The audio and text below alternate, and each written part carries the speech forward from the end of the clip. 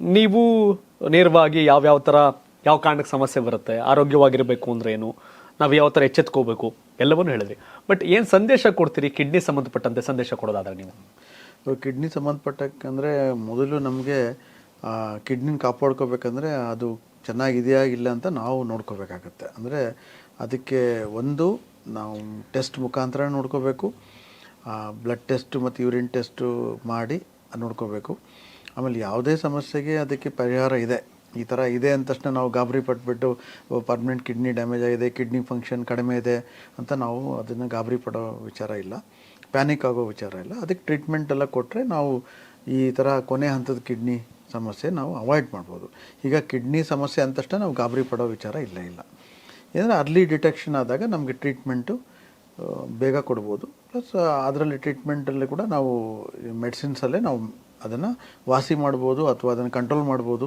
So ಹೀಗಾಗಿ kidney ಕಾಪಾಡ್ಕೋಬೇಕಂದ್ರೆ ಆಹಾರದಲ್ಲಿ, ನೀರಲ್ಲಿ, ಪ್ಲಸ್ ವ್ಯಾಯಾಮ, ಆ್ಯಂಡ್ ಎಸ್ಪೆಷಲಿ ನಾನು ಹೇಳೋದು ಯಂಗ್ಸ್ಟರ್ಸಲ್ಲಿ ಈ ಫುಡ್ ಸಪ್ಲಿಮೆಂಟ್ಸ್ ಆಗಲಿ ಅಥವಾ protein supplements over the counter ಇರ್ತವೆ ಕೆಲವು, ಆ ಥರ ಪ್ರೋಟೀನ್ ತೊಗೊಂಡ್ರೆ ತೊಂದರೆ. ಯಾಕೆಂದರೆ ಎಷ್ಟೋ ಜನ ಜಿಮ್ಗೆ ಹೋಗೋರೆಲ್ಲ ಇಲ್ಲ ನಾನು ಪ್ರೋಟೀನ್ ಪೌಡರ್ ತೊಗೋಬೇಕು, ಅದು ತೊಗೋಬೇಕು, ಈ ಥರ ಹೋಗ್ತಿರ್ತಾರೆ.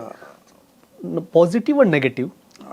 ಇವಾಗ ಪ್ರೋಟೀನ್ ಪೌಡ್ರು ಅಂದರೆ ಅದನ್ನು ಅನ್ಸೇಫ್ ಅಥವಾ ಹೇಳೋಕ್ಕಾಗಲ್ಲ. ಅದು ಯಾವ ಪ್ರಮಾಣದಲ್ಲಿ ತೊಗೊಂಡ್ರೆ ಅದು ತೊಂದರೆ ಆಗಲ್ಲ. ಕೆಲವರು ಬೇಗ ದಪ್ಪ ಆಗಬೇಕು, ಈ ಕ್ರಿಯೇಟಿನಿನ್ ಅಂತ ಹೇಳ್ತೀವಿ, ಅದೊಂದು 300 milligrams ತನಕ ತೊಗೋಬೋದು ಅಂತ. ಬಟ್ ನ್ಯೂಟ್ರಿಷನಿಸ್ಟ್ ರೆಕಮೆಂಡೇಶನ್ಸು, ಸ್ಟ್ಯಾಂಡರ್ಡ್ ರೆಕಮೆಂಡೇಶನ್ಸಲ್ಲಿ ಅವರು ಯಾವ ಥರ ಬಾಡಿ ವೆಯ್ಟು ಮತ್ತು ಅವರು ಕ್ರಿಯೇಟಿನ್ ಮಾನಿಟ್ರ್ ಮಾಡಿಕೊಂಡು ತೊಗೋಬೇಕಾಗತ್ತೆ. ಸೊ ಆ ಥರ ನಾವು ಮಾನಿಟ್ರಿಂಗಲ್ಲಿ ತೊಗೊಂಡ್ರೆ ತೊಂದರೆ ಆಗಲಿಕ್ಕಿಲ್ಲ.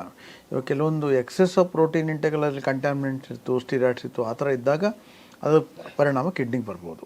ಸೊ ಹಾಗಾಗಿ ಈ ಎಕ್ಸೆಸ್ ಪ್ರೋಟೀನ್ ಕನ್ಸಂಪ್ಷನ್ ಕೂಡ ತುಂಬಾ ರಿಸ್ಕ್ ಇರುತ್ತೆ. ಯಾಕಂದರೆ ನಮಗೆ ಮೋಸ್ಟ್ ಇಂಪಾರ್ಟೆಂಟ್ ನಾವು ಲಾಂಗಿವಿಟಿ, ಅಂದರೆ ಜಾಸ್ತಿ ದಿನ ಬದುಕಬೇಕಂತ, ಹೆಲ್ತಿಯಾಗಿರಬೇಕು, ಜಾಸ್ತಿ ದಿನ ಬದುಕಬೇಕು.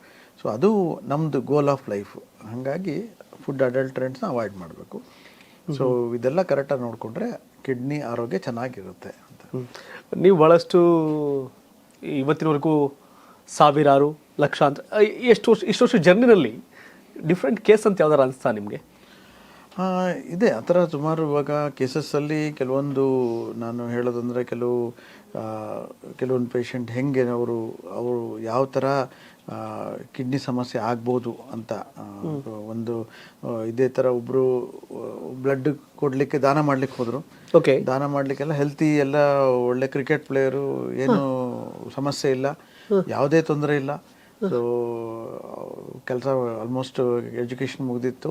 ಸೊ ಈ ರೆಗ್ಯುಲರಾಗಿ 3 months ಒಂದ್ಸತಿ ಬ್ಲಡ್ ಡೊನೇಟ್ ಮಾಡೋಕ್ಕೆ ಹೋದಾಗ ಅವ್ರ ಬ್ಲಡ್ ಪ್ರೆಷರು ತುಂಬ ಜಾಸ್ತಿ ಬಂತು ಅಂದರೆ ಯಾಕೆ ಬಿ ಪಿ ಜಾಸ್ತಿ ಅಂತ ಅವ್ರು ರೆಫರ್ ಮಾಡಿ ಆಮೇಲೆ ನೋಡಿದರೆ ಅವ್ರಿಗೆ ಕಿಡ್ನಿ ಫಂಕ್ಷನ್ನು ತುಂಬಾ ಕಡಿಮೆ ಇತ್ತು.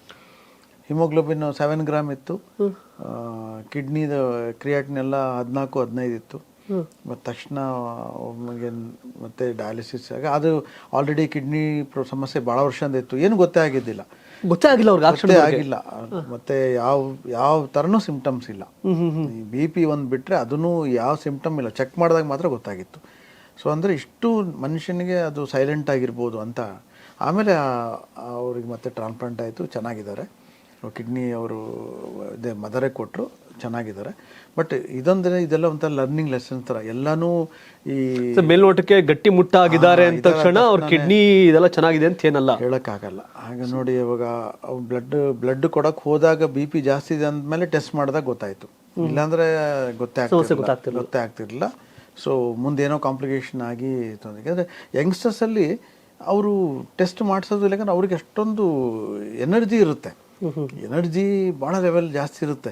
ಎನರ್ಜಿ ಕಡಿಮೆ ಆಗಬೇಕಂದ್ರೆ ತುಂಬಾ ತೊಂದರೆ ಇರಬೇಕು, ಇಲ್ಲಾಂದರೆ ಅವರು ನಾರ್ಮಲ್ ಕೆಲಸ ಮಾಡ್ತಿರ್ತಾರೆ, ಹೋಗ್ತಿರ್ತಾರೆ.